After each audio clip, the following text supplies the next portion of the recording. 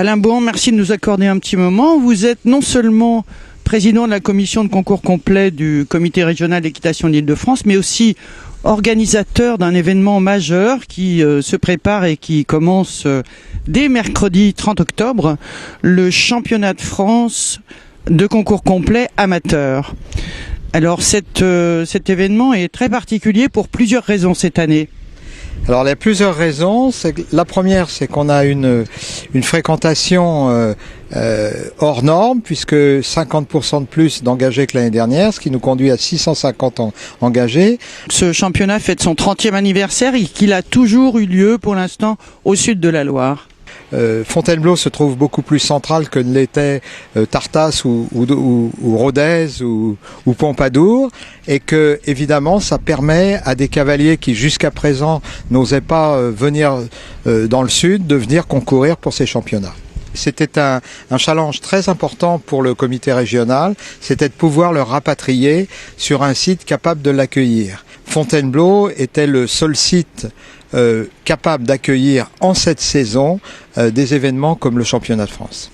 Avec le découpage que l'on opère, il y aura 11 titres de champion, de l'amateur 4 jusqu'à l'amateur élite. On utilise la totalité des carrières mises à notre disposition par le Grand Parquet, à l'exception du terrain d'honneur du Grand Parquet. Quel va être l'itinéraire emprunté par les cavaliers sur le cross ? On a cherché à créer un parcours varié. Le départ de tous les crosses se fera derrière le petit parquet, pour traverser la forêt et rentrer dans la salamandre et ensuite arriver à l'autre bout de la salamandre. Alors les épreuves se déroulent donc à partir de mercredi matin, 30 octobre, jusqu'à dimanche soir. Avec le nombre d'engagés important, on a dû rallonger et démarrer dès le mercredi. Mercredi, jeudi et vendredi, il y aura du dressage. À partir de jeudi, il y aura du cross qui se continuera le vendredi pour se terminer le samedi. Et les 2 derniers jours seront consacrés samedi et dimanche au CSO, puisque c'est là que nous remettrons les prix aux champions. Alors Alain, bien sûr, vous êtes entouré d'une équipe pour mener à bien cette organisation d'envergure. Alors nous avons plusieurs catégories de personnes. Bon, déjà, il y a tous les officiels, à commencer par les juges. On a sélectionné des juges de plus haut niveau, les juges français de plus haut niveau qui ont accepté de venir. On a aussi des commissaires de paddock qui ont l'habitude de faire ce métier. Après, on a un certain nombre de techniciens qui travaillent pour nous, la construction des parcours, la construction du village. Et puis, bien sûr, sans eux, on ne pourrait rien faire. C'est tous nos bénévoles.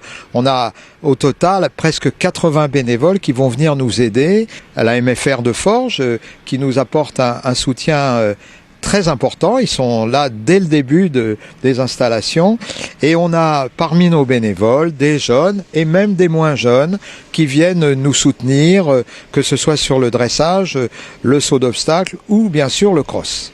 Alors l'actualité du concours complet nous oblige évidemment à aborder même brièvement ce sujet de la sécurité sur le cross.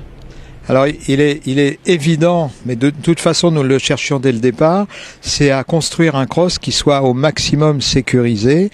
Et c'est vrai qu'on a fait des investissements complémentaires sur l'achat de nouveaux obstacles avec des profils qui donnent plus de sécurité. La mise en place de MIMS dès que nous avions le moindre doute. Je précise, les MIMS, ce sont des obstacles qui peuvent se casser. Oui, exactement. Et le dernier point, c'est sur la décoration. On a forcé énormément la décoration pour que les chevaux qui voient pas tout à fait comme nous soient suffisamment conscients des types d'obstacles. Ça veut dire le sol aménagé, ça veut dire les pieds, ça veut dire des copeaux, des différences de couleurs aussi, puisque maintenant on a compris que le cheval appréhendait les couleurs d'une manière différente, mais qu'il les appréhendait. Donc on a essayé tout cela. Alors c'est le moment donc de lancer un petit appel au public, aux internautes qui vous écoutent, pour venir encourager tous ces concurrents. Exactement. Un beau concours, c'est un concours où il y a beaucoup de monde et beaucoup de spectateurs. Le championnat de France pour un cavalier amateur, c'est une étape extrêmement importante. C'est plus qu'une étape. c'est un point d'arrivée, c'est une finalité. Et on se sent sublimé lorsque l'on a des gens autour de nous qui nous acclament. L'autre point, c'est que nos partenaires ont exercé un rôle très important pour nous soutenir dans cet événement. On peut citer bien sûr les partenaires comme le conseil départemental, comme la communauté de communes, comme Fontainebleau Tourisme, comme les différents comités départementaux et tout, mais aussi des partenaires privés, commerciaux, le Crédit Agricole, la Sellerie Forestier et Destrier qui vendent l'alimentation. Je ne veux pas en citer plus parce que je vais en oublier. Il est bien évident que aujourd'hui, l'entrée gratuite est fondamentale pour permettre aux gens de venir sans une contrainte. Donc nous avons voulu faire de la gratuité tout au long. Donc rendez-vous pour les plus mordus dès 8h mercredi matin pour le dressage. Sinon, donc, les épreuves se déroulent jusqu'à dimanche soir inclus. Alors, on a une fenêtre de luminosité qui est assez réduite, donc 8 heures, c'est tout à fait vrai, et on essayera de terminer à 5h30 chaque journée pour que tout le monde bénéficie de la lumière du jour. Merci beaucoup Alain Bohan, bon courage pour cet événement majeur. Eh bien merci.